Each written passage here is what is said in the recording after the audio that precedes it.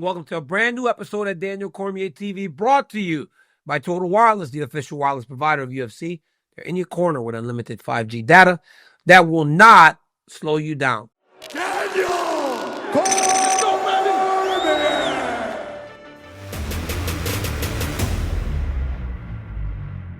You in real estate? You got me? Yeah. I have houses, but I don't do it like to make money. Yeah. Okay. I have places like California and Louisiana like that, but I don't rent them or anything. I just kind of live in them when I'm in that place. But you do that. You do your podcast. You got some stuff. Cejudo! After all these years. After all these years, we finally got here.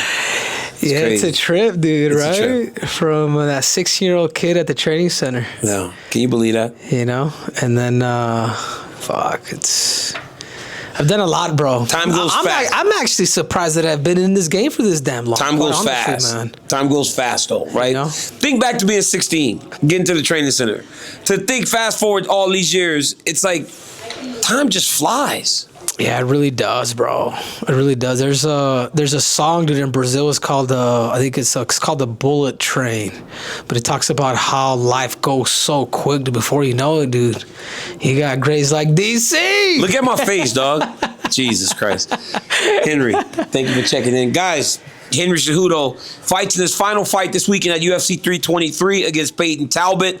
Henry is obviously Olympic champion, former world champion in 2 divisions, has done so many things. We've done this time and time again, but I'm glad that you were able to sit with me one last time as you close the chapter on what is one of the greatest combat sports careers of all time. Now, I tell you this, I'm saying this knowing that I've known you since you were 16. Yeah. So this is not me just saying this as anybody that just has interviewed you this week or will interview you.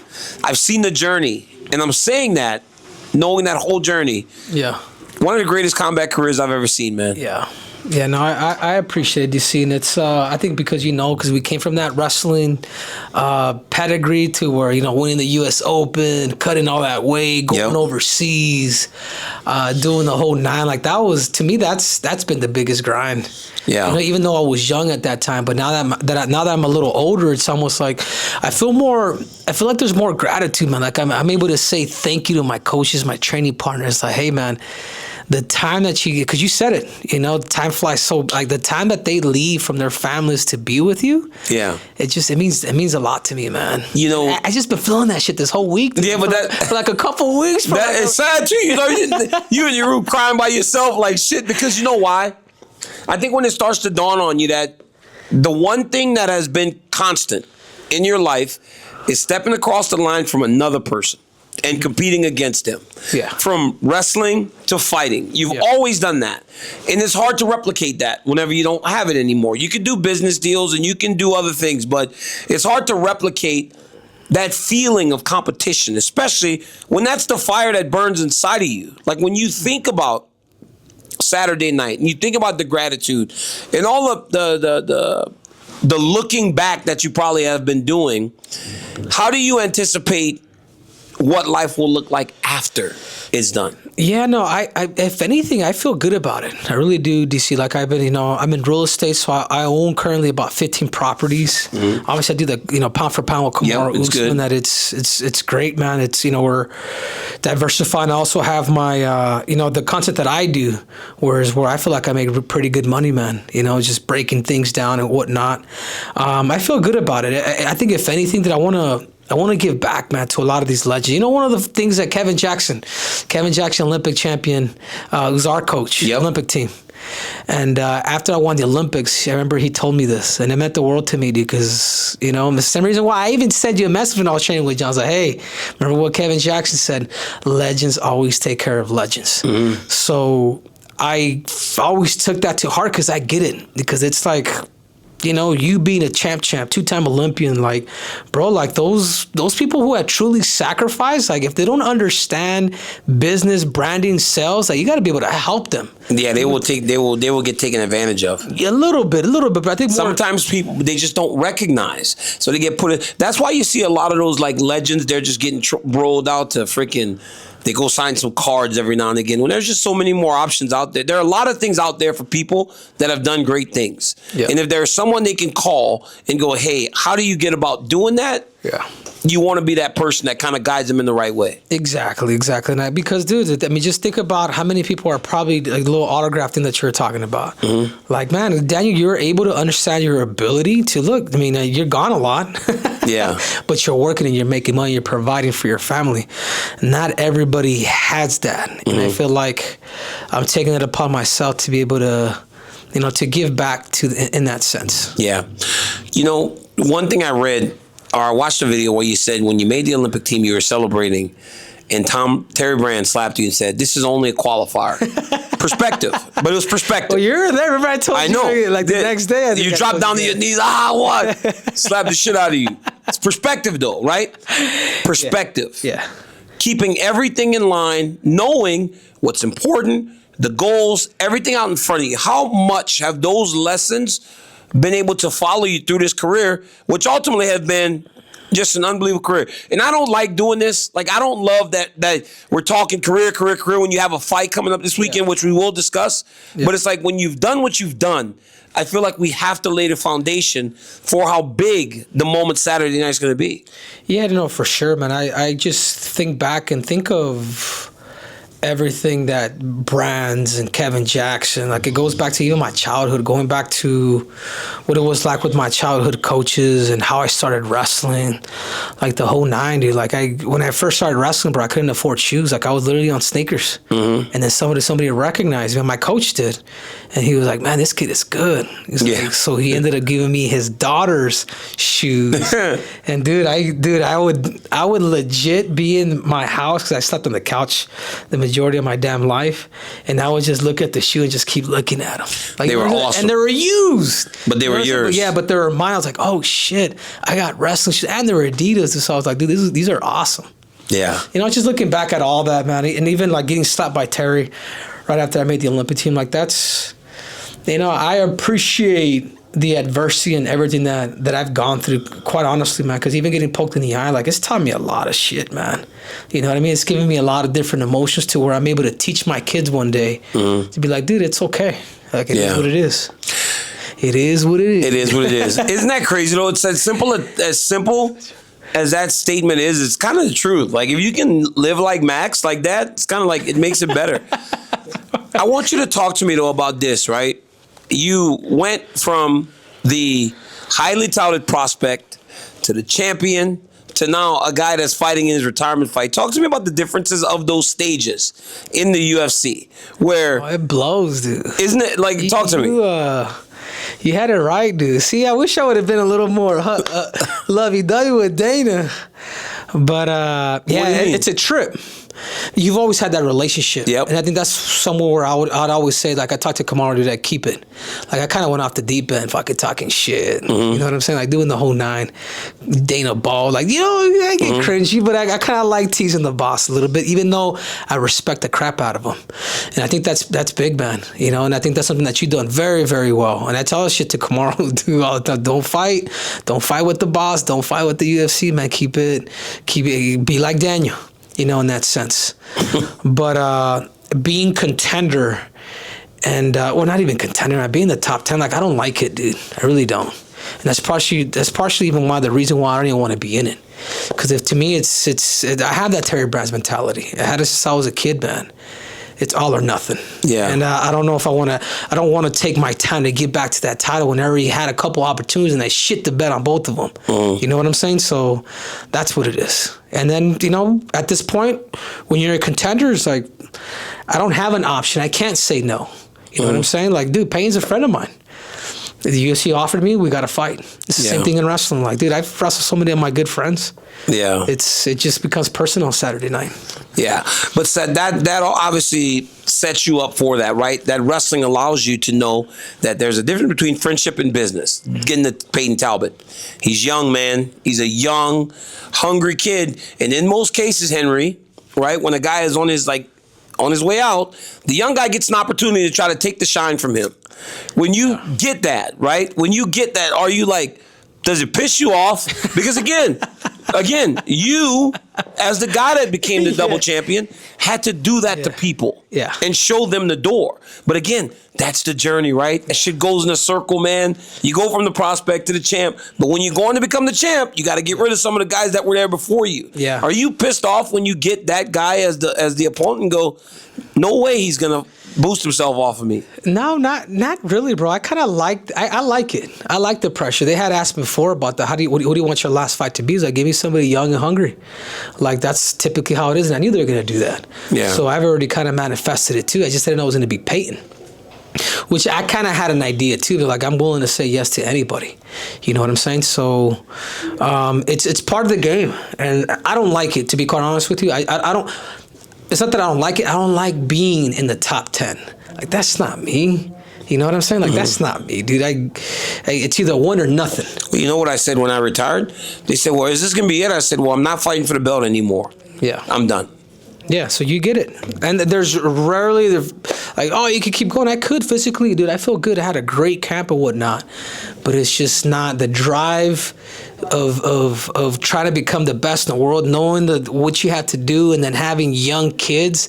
It just makes it harder for me. Can you train at the level you did before? Yeah, I could. But I fell in love with the content stuff, kids. All that shit changes, man. You know what I'm saying? It's changed for me. It's like, could I go back and become that dude that was just eat, sleep, and shit and train? Like Khabib and Islam. Like, that's the stuff that makes it harder, dude. Yeah. You know, for me, because of life, freedom, kids. There's a selfishness that comes with that also. Yeah. I was never really planning on fighting and having kids. Like, I wanted to be done and, you know, dedicate myself to doing business and whatnot, but that's just not life. So part of the reason why I did come back was for my family. Yeah. It's like, I want this lifestyle. I'm doing, and I make really good money, but the lifestyle that you're trying to obtain for them means more to me than legacy. Yeah. You know? You feel the same way, DC, or is it just me, dude? No, it's the truth. It's the truth. I mean, we see in our children what we hope we could be, or provide to them what we want it to be. That's with me when I see my kids. Like, I just want to give them better than I have, or better than I had. Yeah. And right now we're able to do that, so it's like a win. Yeah. So Payton Talbott, he's a young kid that has a ton of great striking, but when he struggled with the wrestling. It would seem like a matchup that doesn't necessarily suit him if you're able to take him down. Yeah. Do you see it that way, or? I'm going to have to stay tuned and watch. But it's everything. I'm going to wrestle. I'm going to strike. I'm going to kick. I have to mix my fighting. He's a zombie. Yeah. He loves to pressure. He does the whole thing. And that also gives me opportunities as well, too. Yeah. So it's not like I can't shy away. Yeah. I can't, because once these people get rangy or just momentum going forward, there's good people that know how to fight like that. Merab is one of them. That's why I feel like if Merab was to fight Umar, and I've told this to Umar, stay in the damn center. If you watch my first round with him and how I was moving laterally, very short, but stay in the center, like, you'll be okay. But the moment he starts getting pushed back because of that pressure, it just, and if you don't know how to, you know, fight off your back feet, it makes it more difficult. Yeah. So I see the fight the same way with Peyton. Yeah. I was talking to Captain Eric, and he said this is a legacy that will go on forever. You beat Payton Talbott on Saturday. There's going to be that draw. Man, maybe I can still do this. Maybe I can still fight. Like, how do you, no, seriously, I swear, bro, most greats, when they do say, this is it for me, they get a taste of that sweet victory, because there's nothing like victory. Yeah. And they keep going. Like, how are you going to fight that desire to come back, especially if you beat a kid like this? I'm different, Daniel. I'm different in the sense where even when I retired from wrestling, when I won the Olympics, I started hating the sport. I didn't even want to come back. But so many opportunities were given to me. Just like, man, what am I going to make $500,000 doing this wrestling game? You know, once I didn't make the Olympic team in 2012, I moved on. Like, I was never, I want to go back on the mat, I want to wrestle. Not really. If we even go back to 2020, I'm just different. I've learned a lot about myself, knowing that I'm an ultimate competitor, but I think I like to conquer more than anything. Yeah. Once I conquer, I move on. Yeah. And I'm just able to say that confidently and not have that itch. I question whether I want to do it, but I think you know, especially going through all this whole damn parade, everybody's like, hey, congratulations. Hey. Yeah. Like, that's it for me. You know what I'm saying? And plus, I'm young. And the other thing, too, is getting poked in the eye, man. Like, dude, I want to leave this sport unscathed, or try to leave this sport unscathed as much as I can. What was your greatest performance? When you think back, what was the greatest performance you ever had inside the octagon? The greatest performance is there's a lot, man, because I had a lot of great beating Demetrius Johnson. Oh, yeah. Beating the dude that knocked me out in 2 minutes and 36 seconds, to getting the rematch, him blowing out my ankle, peroneal nerve, spraining my ankle in that fight and still being composed. Said, fuck you, man. Like, I'm not going out like this time. Yeah. And then getting him. I mean, obviously, Demetrius is one of the, he's definitely on Mount Rushmore, 11 title defenses. I think that meant a lot to me, too, because I was even born like 10 minutes from there. Yeah. You know, I don't remember as a kid, but family members came out. We had Uncle Mike there. It was cool, man. I'll say that one. What do you want people to remember about Henry Cejudo? From the boos to the cheers to the cringe to the non-cringe. What do you want people to remember about Henry Cejudo whenever it's all said and done? You guys fucking paid attention. Whether you hate or love me, I gotta give credit to a lot of people, man. You being one of them too. Obviously, being a WWE, loving the theatrics. I knew that I was just like, man, I'm a little different. I'm a little weird. Like just starting shit, ruffling feathers, getting haters, but people will pay attention to you. So whenever the camera does go on me, on the UFC, like I appreciate getting booed. Yeah. You know what I'm saying? I'm like, it's easier to get the boos than the wins. And it reminds me, like, I fucking did it right. Yeah. I'm like, ooh, I'll go to anywhere, Miami, anywhere. I'm getting booed, bro. They put that camera on my ass. It's cool. It's cool. It's easier to get boos than cheers. Yeah, it's fun, man. It's fun. And in the beginning, I was trying to be more of Jordan Burroughs, all-American guy. Mm-hmm. Like, you know what I'm saying? Clean cut, the Olympic stuff. Like, I wasn't trying to do this whole thing with Joseph Benavidez for the Ultimate Fighter. I was trying to just, dude. There's too many people watching that look up to me. But then it was pretty cool to say, fuck it, and just be you. Be you, and maybe even amp it up a little bit more. Yeah. Well, it's been amazing, but Saturday, it's a fight. And at the end of the day, you got to win the fight to go out of the right way. Yeah, exactly. And that's what it is. It's a damn fight. Yeah, it's a fight. Guys, Henry Cejudo fights Payton Talbot this weekend. The end of a legendary career, but trust me, as a guy that has been there to see it, it has been amazing to watch this young man go from a kid, a child prodigy, to an Olympic champion, to a 2-division UFC champion, and now to be remembered as one of the greatest fighters of all time. Make sure you guys tune in. Don't miss Henry fighting for the last time inside the octagon. Until next time, like, subscribe, tell your friends, tell their friends. DC's got a YouTube channel, and I'm checking in with guys like Henry Cejudo. Henry, thank you. Yeah, thank you, DC. Until next time, peace. All right, guys, today's show is brought to you by our new sponsor, Hard Rock Bet. Hard Rock Bet is a top-rated sportsbook app. It might just take the belt from any other sportsbook app that you use once you open it up and you see it for yourself. And guys, if you haven't tried your first bet on Hard Rock Bet, there's still time for you to get $150 in bonus bets if you win. So place a $5 bet. If that bet hits, you not only get your winnings, but you get $150 in bonus bets right away. Guys, today is a great day to try the Hard Rock Bet Sports app. So it's not just the welcome offer. You can get bonus bets, you can get parlay insurance, and other rewards. The rewards and the promos are nonstop. So download the Hard Rock Bet app and make your first deposit today.